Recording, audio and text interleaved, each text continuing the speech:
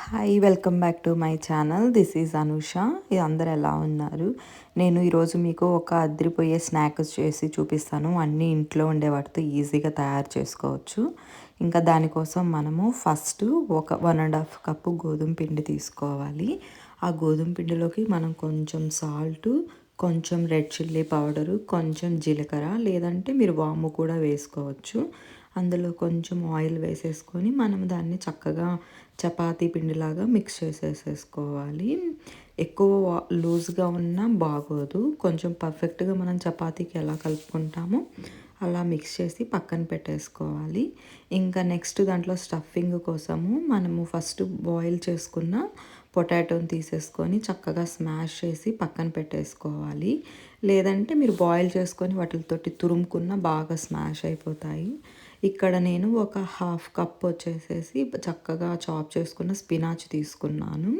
Healthy కదా అందుకోసము. అందులోకి కొంచెం సాల్టు, కొంచెం ధనియాల పొడి, కొంచెం జీలకర్ర పొడి, కొంచెం గరం మసాలా అండ్ కొంచెము జింజర్ గార్లిక్ పేస్ట్, కొంచెం రెడ్ ఫ్లెక్స్, కొంచెం రెడ్ చిల్లీ పౌడరు ఇవన్నీ వేసేసుకొని మనము చక్కగా మిక్స్ చేసేసుకోవాలి. సాల్ట్ కొంచెం చూసుకొని వేసుకోండి, ఎందుకంటే మనం చపాతీ పిండిలో కూడా కొంచెం వేసున్నాం కాబట్టి. ఇంకా ఇక్కడ కొంచెం లెమన్ కూడా వేసుకోవాలి. మరీ ఎక్కువ అవసరం లేదు, కొంచెం వేసుకోవాలి.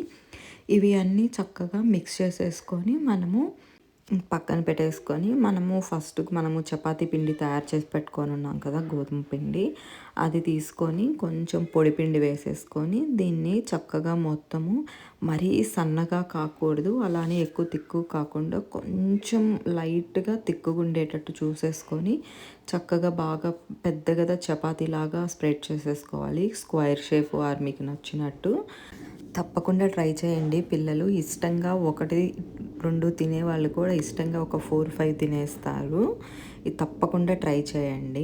ఇలా మొత్తం చక్కగా స్ప్రెడ్ చేసేసుకున్నాక సన్నగా దానిపైన మనము ముందుగా ప్రిపేర్ చేసుకున్నాం కదా పొటాటో అండ్ స్పినాచ్, అది తీసేసుకొని ఆ స్టఫ్ అంతా ఈ చపాతీ పైన చక్కగా మనం స్ప్రెడ్ చేసేసుకోవాలి ఫుల్గా.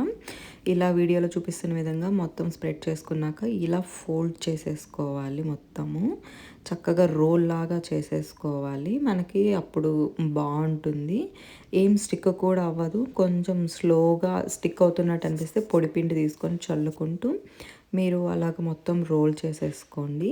ఇప్పుడు ఇలా రోల్ చేసేసుకున్న తర్వాత దాన్ని మనము ఒక స్మాల్గా పీసెస్ లాగా కట్ చేసేసుకోవాలి. మనకి స్టిక్ అవ్వకుండా లైట్గా పైన కొంచెం పొడిపిండి చల్లుతున్నాను. ఆ పొడిపిండి చల్లేసిన తర్వాత మనం దాన్ని సన్నగా, కొంచెం మరీ సన్నగా ఉన్నా బాగోదు, కొంచెం తిక్కు సైజు పీసెస్ లాగా మొత్తం కట్ చేసేసుకుంటున్నాను నేను. ఇలాగా ఇంకా పీసెస్ అన్నీ మనము కట్ చేసేసుకోవాలి.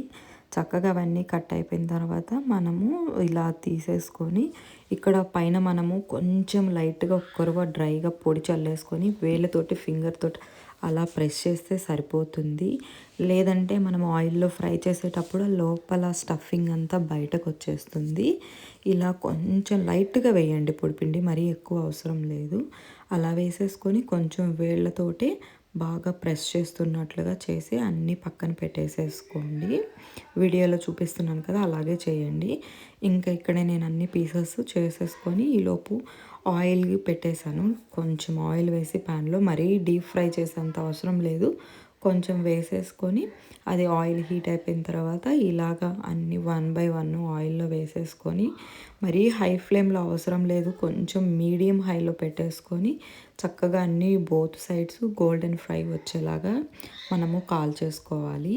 ఇవి మనము సాస్తో కానీ తీసుకున్నామంటే చాలా బాగుంటుంది. పర్ఫెక్ట్ స్నాక్ ఈవినింగ్ పిల్లలకి బాగుంటుంది. మన పెద్దవాళ్ళకి కానీ పిల్లలకి ఏమైనా గెట్ టుగెదర్స్ చేసుకున్నప్పుడు స్నాక్స్కి కానీ చాలా పర్ఫెక్ట్గా ఉంటుంది. తప్పకుండా ట్రై చేయండి. వీడియో కనుక నచ్చినట్లయితే please like, share and subscribe to my channel. ఇలాంటి మరెన్నో వీడియోల కోసము నా ఛానల్ సబ్స్క్రైబ్ చేసి పక్కనే ఉన్న బెల్ ఐకాన్ ప్రెస్ చేయండి. ఇలాగ చూసారు కదా, కొంచెం గోల్డెన్ కలర్ వచ్చేలాగా బోత్ సైడ్స్ మనము ఇలాగ ఫ్రై చేసేసుకొని ఒక టిష్యూ పెట్టేసుకొని ప్లేట్లోకి అన్నీ తీసేసుకుంటే మనకి కొంచెం ఏమన్నా ఎక్స్ట్రా ఆయిల్ ఉంటే అంతా తీసేసుకుంటుంది కదా టిష్యూ. ఇలాగ మొత్తము ఇంకా ప్లేట్లోకి సర్వ్ చేసేసుకున్న తర్వాత మనం కొంచెం చల్లారాక తిన్నామంటే బాగా క్రంచీగా ఉంటాయి.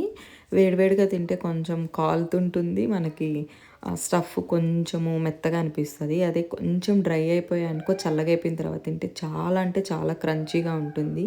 వీడియో తప్పకుండా ట్రై చేయండి. Thank you for watching.